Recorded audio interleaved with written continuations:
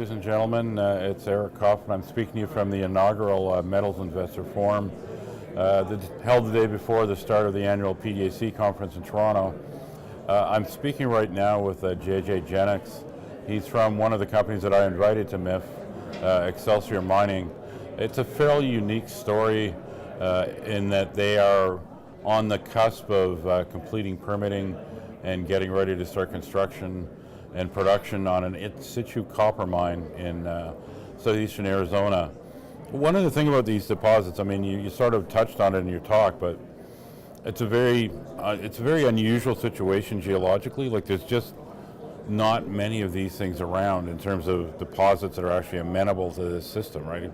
Yeah, I often get calls from people all over the world saying, we think we have a copper deposit that would be amenable to in situ recovery, and would you look at it? But it takes you about 15 seconds to take a quick look.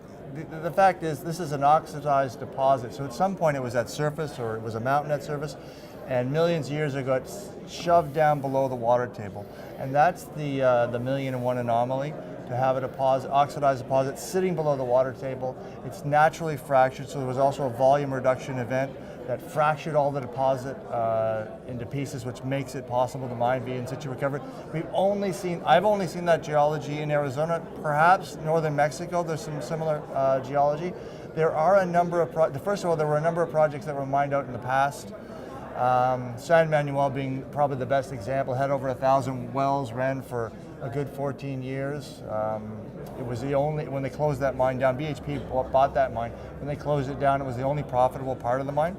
Right. There are other deposits too. In fact, the Senator McCain, he had sponsored one of the first in situ recovery copper test facilities. That project or deposit has a town over top of it now. Today, as I said in my speech, there's only two big ones left. There's Florence and there's the Gunnison project. Okay.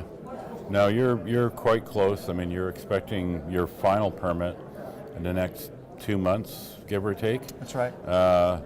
And the other thing that's interesting about these is, in comparison to most mining projects, your lead-in time once you start building one of these is pretty short. I mean, it's not going to take you that long to get going on this, right? It's very quick build. Now, part of that's the same reason why our capex is so low. We already own our solvent extract and electro-winning plant. It's already there, ready to go on site, so that doesn't have to be constructed. Just some minor power upgrades are required to that plant. We're largely just building the well field. It's just drilling of the well field itself. The build out here is about 6 months' time. So it's about 6 months quicker than I think a standard conventional mine would be. So yeah, it just relates the same. It's a quick build, and the capex itself is about half compared to a conventional operation. Yeah, and I don't personally foresee you having a lot of problems, raising money. And you mentioned that management's preference for this sort of final fundraising for construction. Your preference is essentially no more equity, or if you can avoid it, you basically just want to go debt for this last tranche? We've always, the project can support 100% debt. So that would be our preference. We're not going to get that. Yeah. We've got $30 million US in the treasury today. We're going to look to raise somewhere around another $40, $50 million, somewhere in that range. For the capex. The capex itself is $50 million, but we'll want to add on working capital and a buffer.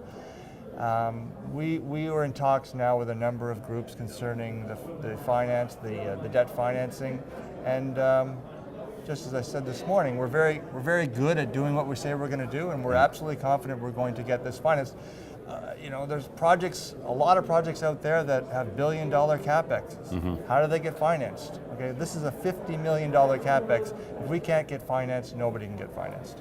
And one thing, I just want to remind viewers, one of the reasons why you want to take a very hard look at this is the valuation is still good for something this close to production, but also Gunnison has, particularly impressive operating numbers. I mean, this is going to be a very low-cost copper producer. That's the big driver. It's all about low costs. It gives us mining is a margin game. We have all-in costs here, life of mine, of $1.23 a pound. So that's almost $2 profit on today's copper price. So we get to enjoy the high margin when copper is trading above $3. And of course, it's the key to our risk management. Our management group is quite conservative. So what they would always focus on as well, the copper price is down below $2 a pound, or if the copper price collapses, we're still in business. Right. You know, we can be profitable. That's the beauty of low cost. You can be profitable or in business at just about any spot price. Right. I think it's it's a very interesting looking project, very compelling economics. I think, JJ commented this morning, I think he's right that, it's one of those things where there seem to be a lot of people out there that don't quite believe, even though you guys have hit every milestone, that it's going to come together.